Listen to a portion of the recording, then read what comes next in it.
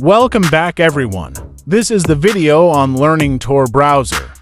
Tor browser as complete, not just a browser, but in that network.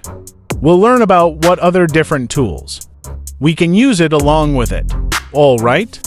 So before we really understand Tor browser in detail and along with that multiple tools that we can use with it, let's understand how the Tor network really looks like. We first learn about Tor browser. But before we really jump directly to the Tor browser, it is important to understand what Tor network is. Because Tor browser actually runs over the Tor network and the way your Google Chrome, Microsoft Page, all those, or maybe Opera Mini, all this, run on the internet. Exactly the same way your Tor browser runs on the Tor network. Okay, so that's why it is important to learn what Tor network is exactly. So let's learn about the connectivity that flows from the user to the destination. So if you look at it, you will find where you connect to the Tor network or Tor browser you are accessing it. From being a user, and let's say you want to reach out to any destination. Now I'm not taking the example of the dark web over here. It could be anything you are. Let's say you are accessing any site, Remember this, with all you can access this sites. It just that.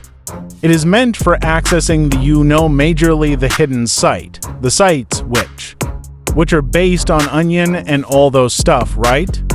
So it's not that you can access it, but most of the sites, most of the search engine website, block the Tor browser related user request.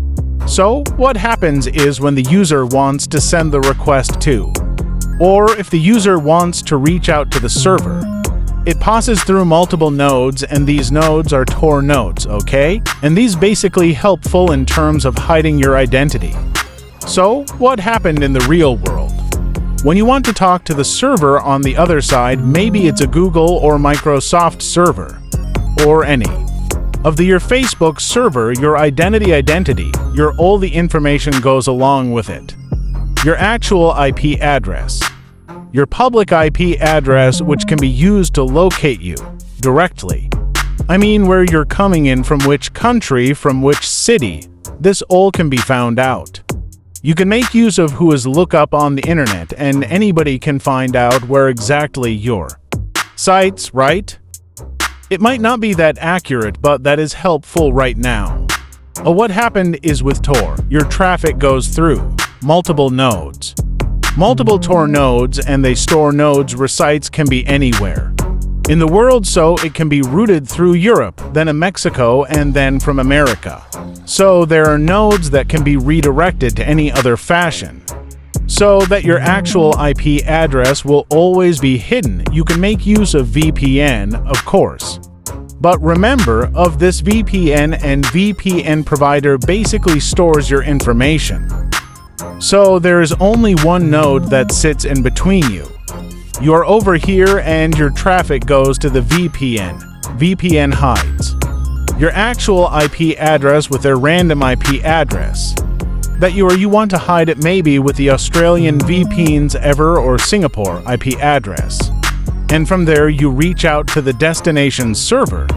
But this still all data resides with the VPN service provider. Now in case of Tor, these are not managed by any single entity or corporation or organization. So this all information are openly available.